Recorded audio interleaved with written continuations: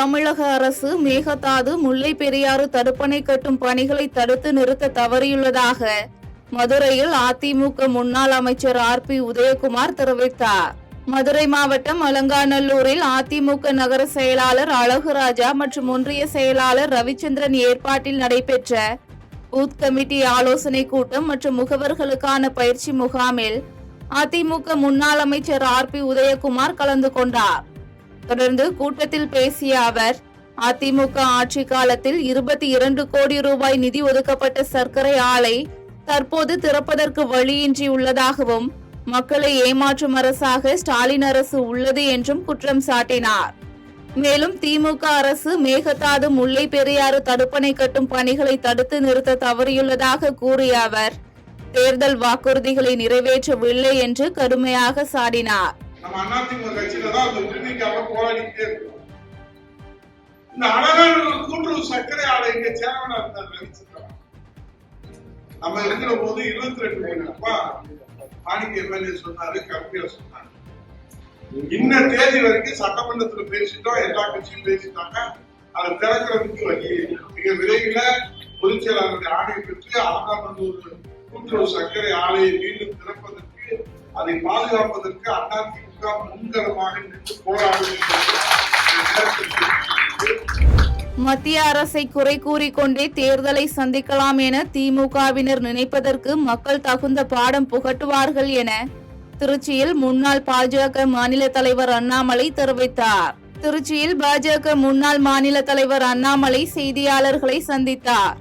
அப்போது கோவை மதுரை மெட்ரோ திட்டம் வரக்கூடாது என்பதன் காரணமாகத்தான் முதலமைச்சர் அதன் விரிவான திட்டத்தை சமர்ப்பிக்கவில்லை என குற்றம் சாட்டிய அவர், டெல்லி சென்று பிரதமரை பார்ப்பேன் என கூறுவது அரசியலுக்காகத்தான் என கருத்து தெரிவித்தார்.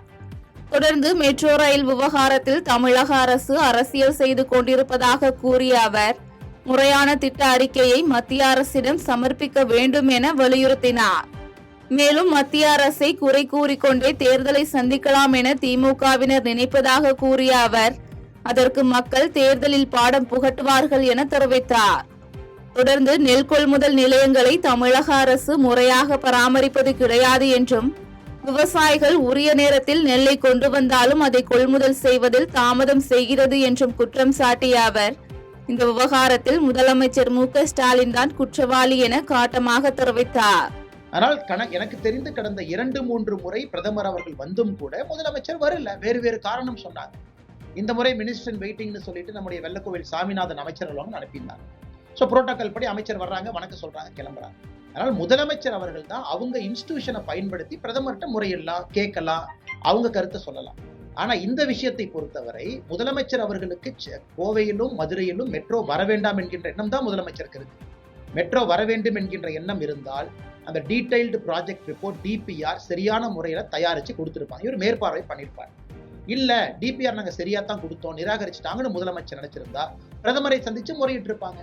அதனால் 2 இடத்திலும் கூட கவனம் கொடுக்காத முதலமைச்சர் அவர்கள் இன்னைக்கு அரசியலுக்காக நான் டெல்லி போய் பிரதமரை பார்ப்பேன், இங்க போய் பார்ப்பேன்னு சொல்றாங்க. பிரதமர் தமிழ்நாட்டுக்கே வரும்போது நீங்க பார்க்கல, டெல்லி போய் பார்த்து என்ன நீங்க செய்ய போறீங்க? தமிழக அரசு கண்ணகி கோயிலை புனரமைக்கவில்லை என்றால் வரும் தேர்தலில் இந்த பிரச்சனையை பூதகரமாக கொண்டு செல்வதாக நமது மக்கள் முன்னேற்ற கழகத்தின் தலைவர் ஜெகநாத் மிஸ்ரா எச்சரிக்கை விடுத்தார். சென்னை மாவட்ட ஆட்சியர் அலுவலகம் முன்பு நமது மக்கள் முன்னேற்ற கழகம் சார்பில் கட்சியின் தலைவர் ஜெகநாத் மிஸ்ரா தலைமையில் கண்டன ஆர்ப்பாட்டம் நடைபெற்றது. இந்த ஆர்ப்பாட்டத்தில் தேனி மாவட்டம் கம்பம் அருகே உள்ள கண்ணகி கோயிலை புனரமைக்க வேண்டும் என வலியுறுத்தப்பட்டது. ஆர்ப்பாட்டத்திற்கு பின்னர் செய்தியாளர்களை சந்தித்த ஜெகநாத் மிஸ்ரா, 2000 ஆண்டுகளுக்கு முன்பு சேரன் செங்குட்டுவனால் கட்டப்பட்ட கண்ணகி கோயிலை சீரமைத்து தமிழக எல்லை வழியாக தமிழர்களின் உரிமையை நிலைநாட்டக்கூடிய வகையில் பாதையை அமைத்துக் கொடுக்க வேண்டும் என வலியுறுத்தினார். தொடர்ந்து தமிழக அரசு மற்றும் அறநிலையத்துறையிடம் இது தொடர்பாக மனு அளிக்கப்பட்டுள்ளதாக கூறிய அவர், இதற்கு தமிழக அரசு நடவடிக்கை எடுக்கவில்லை என்றால் 2026 சட்டமன்ற தேர்தலில் கண்ணகி கோயில் பிரச்சனைகளை பூதகரமாக கொண்டு செல்வதாக எச்சரிக்கை விடுத்தார். காரியப்பட்டி அருகே அரசு பள்ளியில் புதிதாக கட்டப்பட்ட ஆய்வக கட்டடங்கள் திறப்பு விழாவில் அமைச்சர் தங்கம் தென்னரசு கலந்து கொண்டு ஆய்வக கட்டடங்களை திறந்து வைத்தார். விருதுநகர் மாவட்டம் பி. புதுப்பட்டி அரசு மேல்நிலைப் பள்ளியில் புதிதாக கட்டப்பட்ட அறிவியல் ஆய்வக கட்டடத்தை தமிழ்நாடு நிதி சுற்றுச்சூழல் மற்றும் காலநிலை மாற்றத்துறை அமைச்சர் தங்கம் தென்னரசு மாணவர்கள் பயன்பாட்டிற்காக திறந்து வைத்தார். தொடர்ந்து தமிழக அரசின் சார்பில் விலையில்லா மிதிவண்டியினை மாணவ மாணவிகளுக்கு வழங்கி பின்னர் பள்ளி வளாகத்தில் மரக்கன்றுகளையும் நட்டு வைத்தார்.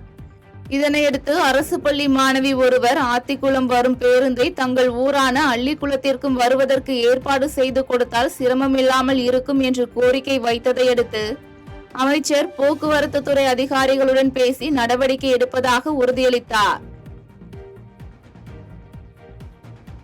செய்திகளை உடனுக்குடன் தெரிந்து கொள்ள கீழ்கண்ட கேபிள் மற்றும் டிடிஎச் நெட்வொர்க்குகளில் எம்நாடு செய்தி தொலைக்காட்சியை காணுங்கள். பாதகம் செய்பவரை கண்டால் நாம் பயம் கொள்ளலாகாது பாப்பா. மோதி மிதித்துவிடு பாப்பா, அவர் முகத்தில் உமிழ்ந்துவிடு பாப்பா. அண்மை செய்திகளை உடனுக்குடன் தெரிந்து கொள்ள இணைந்திருங்கள் எம்நாடு தொலைக்காட்சியுடன்.